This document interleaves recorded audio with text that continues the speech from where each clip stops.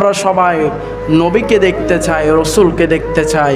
কেননা হাদিস শরীফের মধ্যে এসেছে, মান রাআনি ফিল মানামি ফাকাদ রাআনি, যে ব্যক্তি আমি নবীকে স্বপ্নের মধ্যে দেখলো, ওই ব্যক্তি আমি নবীকে জিন্দা অবস্থায় দেখলো। একটু জোরে বলুন সুবহানাল্লাহ।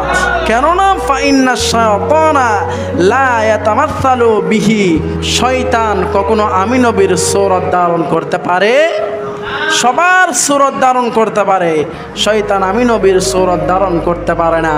এই জন্য আমি নবীকে যেই দেখলো, সেই জাহান্নামের আগুন থেকে ওই ব্যক্তি হারাম হয়ে গেল। একটু জোরে বলুন সুবহানাল্লাহ। তাহলে নবীকে দেখার কতগুলো আমল আছে।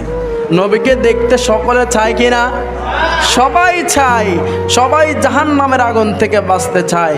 যদি জাহান্নামের আগুন থেকে বাঁচতে চাই, তাহলে কিছু আমলের কথা বলছি।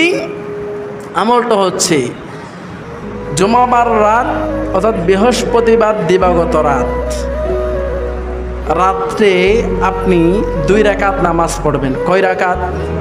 2 রাকাত নামাজ পড়বেন। প্রত্যেক বৃহস্পতিবার রাতে 2 রাকাত নামাজ পড়বেন। প্রত্যেক রাকাতে সূরা ফাতিহার সাথে 25 বার সূরা ইখলাস শরীফ পড়বেন। কয়বার বাবা? 25 বার সূরা ইখলাস শরীফ পড়বেন। এটা আমার কথা নয়, এটা আব্দুল হক মুহাদ্দিস দেলবি রহমাতুল্লাহ আলাইহি, যিনি রসুলকে অনেকবার স্বপ্নে দেখেছে, তিনি বলছেন এই আমলটা যদি করো, তাহলে আমি মনে করি আমি যেভাবে রসুলকে স্বপ্নে দেখেছি, আমি রসুলকে যেভাবে স্বপ্নের মধ্যে দেখলাম, হয়তোবা তোমরাও দেখতে পারো। একটু জোরে বলুন সুবহানাল্লাহ।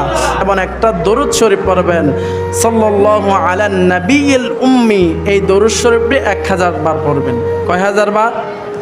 সাল্লাল্লাহু আলা নবিয়্যিল উম্মি। এই দরুদটা 1000 বার পড়বেন। ইনশাআল্লাহ আল্লাহ পাক রব্বুল আলামিন যদি আমাদেরকে কবুল করে দিদারে মুস্তাফা দিতে পারে কিনা? একটু জোরে বলুন, দিদারে মুস্তাফা দিতে পারে কিনা?